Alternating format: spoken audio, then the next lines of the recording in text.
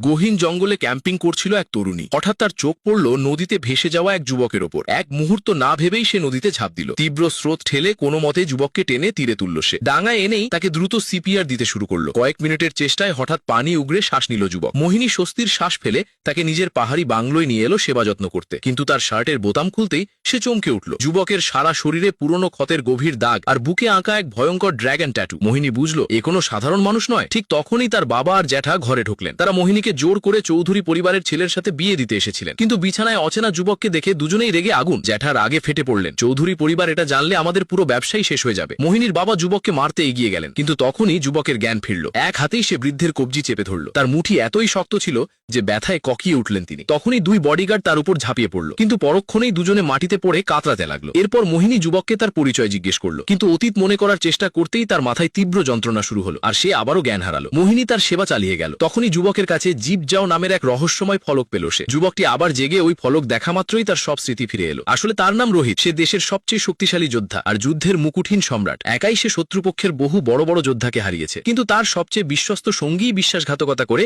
তাকে 1000 ফুট উঁচু খাদে ফেলে দেয়। ভাগ্যক্রমে নিচে বয়ে চলা নদী তার প্রাণ বাঁচিয়েছে। রোহিত সিদ্ধান্ত নিল আপাতত সে নিজের আসল পরিচয় লুকিয়েই রাখবে। ওদিকে মোহিনী তাকে নিজের বাড়িতে নিয়ে চলল। রাস্তায় হঠাৎ গাড়ি নষ্ট বয়ে ইঞ্জিন থেকে ধোঁয়া বেরোতে লাগলো। মোহিনী টো ট্রাক ডাকতে যাবে, এমন সময় রোহিত টুল বক্স নিয়ে কয়েক মিনিটেই গাড়ি ঠিক করে ফেলল। মোহিনী অবাক হয়ে বলল, তুমি কি আগে মেকানিক ছিলে? রোহিত মুচকি হেসে বলল, হয়তো। তখনই রাস্তায় তারা একটি শবযাত্রা দেখতে পেল। সবার সামনে থাকা লোকটির হাতে রোহিতেরই ছবি। মোহিনী বলল, সারা দেশের লোকজন জাজ কিং এর মৃত্যুতে শোক পালন করছে। রোহিত চুপচাপ জানালার বাইরে তাকিয়ে রইল, কিন্তু বাড়ি পৌঁছতেই দেখল এক অহংকারী বড়লোক ছেলে আগে থেকেই তাদের জন্য অপেক্ষা করছে। রোহিতকে দেখেই সে রাগে পাগল হয়ে গেল। সে চিৎকার করে উঠল, আমি এত বছর ধরে মোহিনীর পেছনে ঘুরছি, কিন্তু ও কখনো আমার হাতটাও ধরেনি, আর এখন এক সামান্য মেকানিকের সাথে ঘুরে বেড়াচ্ছে। রোহিত মুচকি হেসে মোহিনীকে কাছে টেনে বলল, আমার রাগ ওঠার আগেই এখান থেকে পালাও। কিন্তু ছেলেটা পাত্তা দিল না। সে মোহিনীর গায়ে হাত তোলার চেষ্টা করলো। পরক্ষণেই রোহিত শুধু একটা আঙুল বাড়ালো আর ছেলেটা শূন্যে উড়ে গিয়ে দরজার বাইরে আছড়ে পড়ল। তার সব গুন্ডা একসাথে রোহিতের ওপর ঝাঁপিয়ে পড়ল, কিন্তু রোহিত নিজের জায়গা থেকে এক চুলও নড়ল না। কয়েক সেকেন্ডেই লোকগুলো মাটিতে পড়ে কাতরাতে লাগলো। তখনই মোহিনীর বাবা এসে বললেন,